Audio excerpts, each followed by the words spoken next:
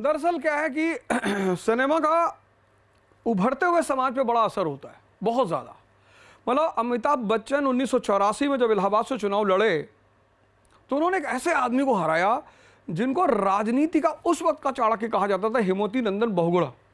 उसके बाद वो बेचारे बच भी नहीं पाए, मतलब बीमार पड़ गया, उसके बाद में उनका हार्ट अटैक हो गया। उनको कभी बर्दाश्त, मतलब वो एक्सेप्ट नहीं कर पाए कि इस आदमी ने, एक कलाकार ने मुझे हरा दिया।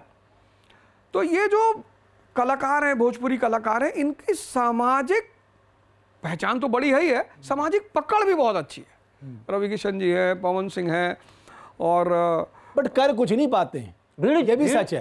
आप किसी का भी रिपोर्ट कार्ड उठा लीजिए, एक काम तो करते हैं, क्या ऐसे ऐसे दौड़ते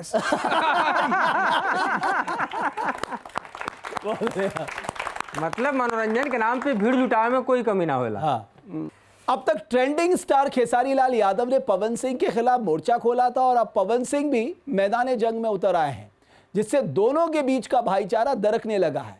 तो एक वो कहते हैं ना कि साहब आपस में करवाहट इतनी होनी चाहिए, कभी सामने सामने मिल जाए तो नजरें मिला के बात कर दिल मिले ना मिले हाथ मिलाते रहिए वाला हिसाब किताब रहे। तो ये अभी मैं देख रहा हूँ मधुरन कड़वाहट ज्यादा बढ़ गई है और खेसारी जो है वो जबरदस्त बैटिंग कर रहे हैं साहब। इस समय वो T20 के स्टाइल पे बैटिंग कर रहे हैं। शेर है ना कि दुश्मनी जमकर करो, लेकिन ये गुंजाइश रहे जब भी हम मिले, जब कभी दोस्त बन जाएं, कैसे तो शर्मिंदा ना हो। मधुरेन को चाय पिलाओ यार इसी खुशी में, सुनो। हाँ, तो राजनीति में हमेशा दुश्मनी ऐसी ही होती है कि आगे दोस्ती करने में शर्मिंदगी ना हो। नीतीश जी को बट साहब मैं आपको बताऊं, अमर सिंह और मुलायम सिंह से ज्यादा करीबी रिश्ता राजनीति में जल्दी देखा नहीं गया, बहुत करीबी।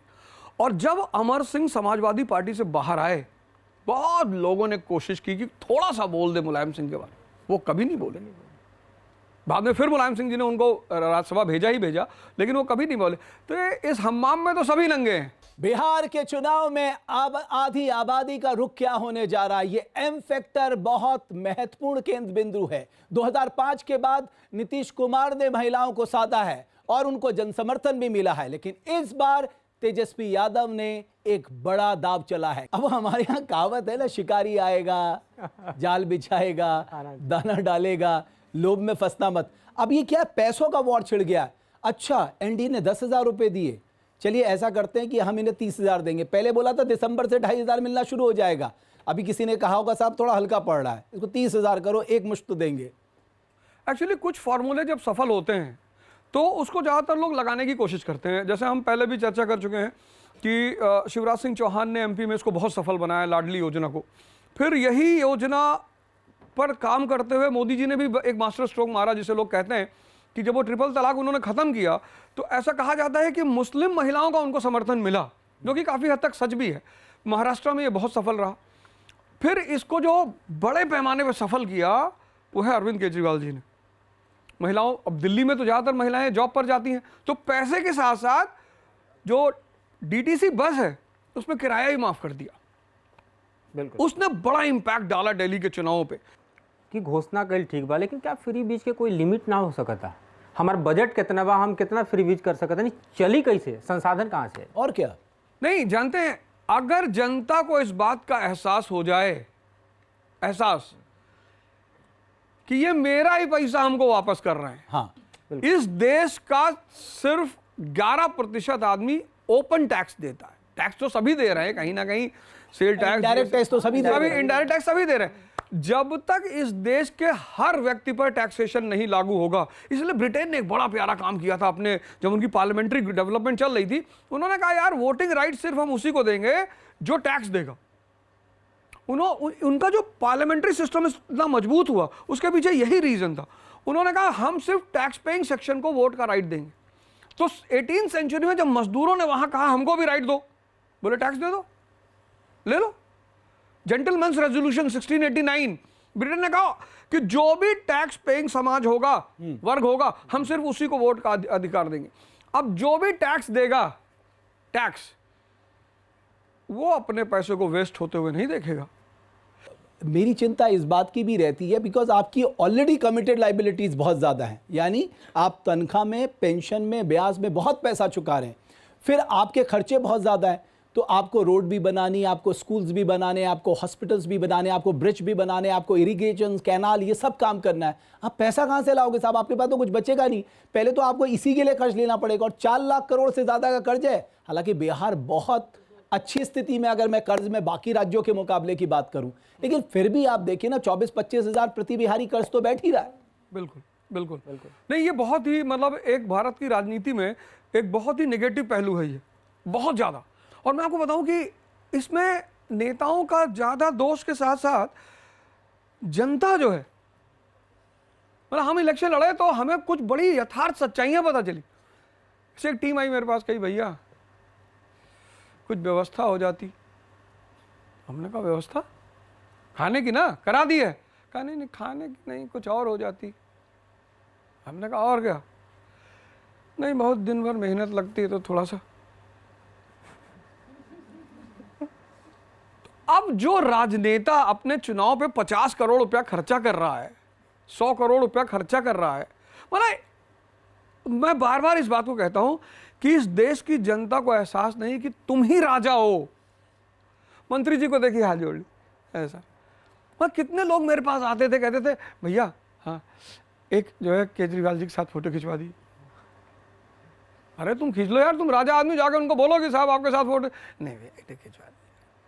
हाथ जोड़ रहे हैं लोग, गिड़गड़ा रहे हैं लोग, विधायक को देख रहे हैं लेट जा रहे हैं, विधायक भी ताव में आ जा रहा है। चलिए, एक तरफ जहां बिहार में जनता दल यूनाइटेड और आरजेडी के बीच एम फैक्टर यानी महिला फैक्टर को अपने पक्ष में करने की होड़ मची है, वहीं दूसरी तरफ बीजेपी बिहार में सीतामढ़ी के जानकी मंदिर को सियासी मुद्दा बनाने में जुटी है। मगर क्या यह मुद्दा राजनीतिक मास्टर स्ट्रोक साबित होगा? बिहार के सियासी रण की नई कहानी, जीविका दीदी पर चुनावी मेहरबानी, नीतीश कुमार की सौगात, महिलाओं के खाते में 10,000।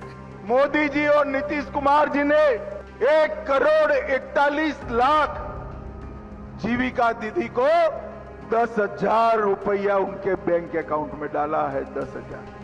बिहार विधानसभा में जो एक फैक्टर सबसे ज्यादा अहम दिख रहा है वो है एम फैक्टर। एम यानी महिला, आधी आबादी। महागठबंधन हो या फिर एनडीए, सब बिहार की महिला वोटर्स को अपने पक्ष में करने में जुटे हैं। महिला वोटर्स को लेकर नीतीश कुमार ने इस बार कोई चांस नहीं लिया है। बिहार की 3,60,00,000 महिला मतदाताओं में 1,21,00,000 महिलाओं को मुख्यमंत्री रोजगार योजना के तहत 10,000 रुपए दिए गए हैं। विपक्ष ने माई बहन योजना के तहत 30,000 रुपए देने का वायदा किया। महिला वोटर्स पर इस फोकस की वजह समझिए। 2020 के विधानसभा चुनाव में एनडीए को सिर्फ 12,000 वोटों की बढ़त मिली। Centre for the study of developing societies यानी कि CSDS के मुताबिक ज्यादातर पुरुषों ने महागठबंधन को वोट डाला, जबकि महिलाओं ने एनडीए को। एनडीए महिला वोटर्स पर पकड़ बनाए रखना चाहती है। सुई जी जो कहते हैं कि हमारी सरकार आएगी तो हम भी बहुत देंगे, भरोसा होता है? काहे ना भरोसा होगा भरोसा। इस चुनाव चल रहा है, सब नेता लोग आते ही होंगे, तो नीतीश जी का भी नाम लोग ले रहे हैं, मोदी जी का भी ले रहे हैं, तेजस्वी जी का भी ले रहे हैं। आपको सबसे बढ़िया नेता कौन लगता है? मोदी जी। काहे तो सब सुविधा मोदी जी निकाले हैं। एम फैक्टर को अपने पाले में बनाए रखने की योजना के तहत एनडीए ने सीतामढ़ी में मां जानकी मंदिर का दांव भी चल दिया। सीतामढ़ी का पुनौरा धाम प्राचीन धार्मिक स्थल है, जहां मां जानकी यानी कि सीता मां का जन्म हुआ था। बिहार की एनडीए सरकार 882 करोड़ की लागत से पुनौरा धाम का विकास कर रही है। 8 अगस्त भव्य जानकी मंदिर के भूमि पूजन में अमित शाह भी शामिल हो चुके हैं। शक्ति स्वरूपा जगत जननी मां जानकी का ये भव्य मंदिर 68 एकड़ से ज्यादा क्षेत्र में बनेगा।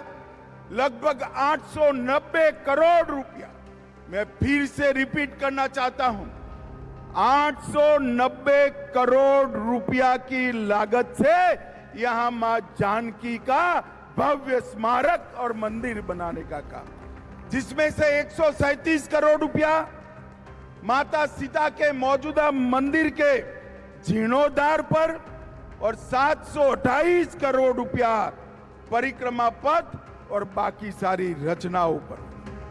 मां जानकी और पुनौरा धाम को लेकर मिथिला में खासी श्रद्धा है। दरभंगा से सीतामढ़ी तक की 2 दर्जन से ज्यादा सीट पर जानकी मंदिर दांव का असर देखने को मिल सकता है। जहां भक्ति है हर शब्द में, कथाओं में छुपे हैं दिव्य रहस्य और ज्योतिष देता है जीवन को दिशा। धर्म से जुड़ी हर बातों को जानने के लिए हमारे चैनल स्तुति को सब्सक्राइब करें। चैनल पर जाने के लिए इस लिंक पर क्लिक करें।